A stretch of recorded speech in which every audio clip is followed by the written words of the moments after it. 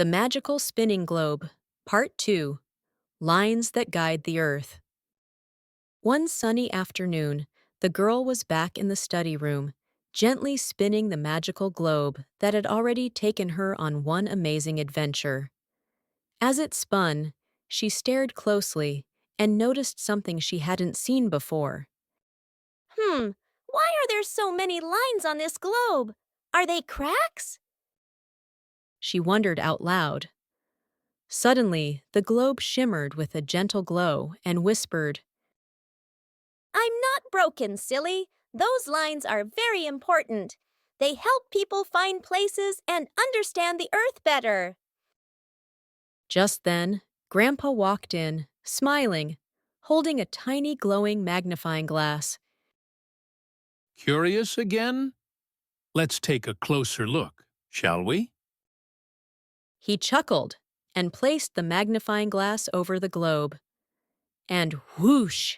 Just like before, the girl and Grandpa were whisked away into the magical world inside the globe. They landed on a floating platform high above the Earth. A wide golden line circled the middle of the globe. Welcome! I'm the equator, Earth's middle.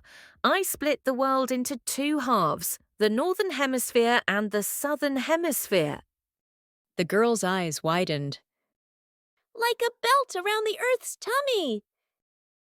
Exactly. I'm the most important line of all, right at 0 degrees. As they continued floating around the globe, more lines appeared. This time, horizontal lines, stacked above and below the equator like neat ribbons. These are my friends, the latitudes. They help us know how far north or south we are from me. The girl saw labels pop up: Tropic of Cancer, Tropic of Capricorn, Arctic Circle, Antarctic Circle. Some of us show where it's hot and where it's super cold. The girl looked amazed. It's like the Earth is wearing layers, like a cozy blanket. Next, the globe shimmered again, and a new set of lines appeared. This time going up and down from the North Pole to the South Pole. A tall, proud line at the center introduced himself. Greetings! I am the prime meridian. I'm the starting line for all the up and down lines, called longitudes. He stood right through a place called Greenwich, England, marked with a shiny 0. Longitudes help us tell the time and direction. Together with latitudes, we make a big invisible grid on the Earth. Said the prime meridian. Suddenly, a light beam drew crisscrossing lines across the globe. A glowing grid. Little sparkles floated up, showing places. Wow! So these lines give every place a special code, like treasure map coordinates. Grandpa nodded. Exactly.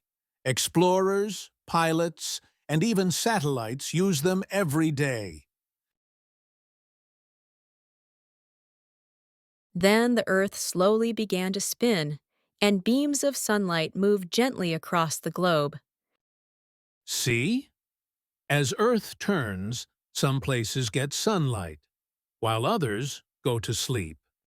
The girl noticed little clocks floating over countries, each showing a different time.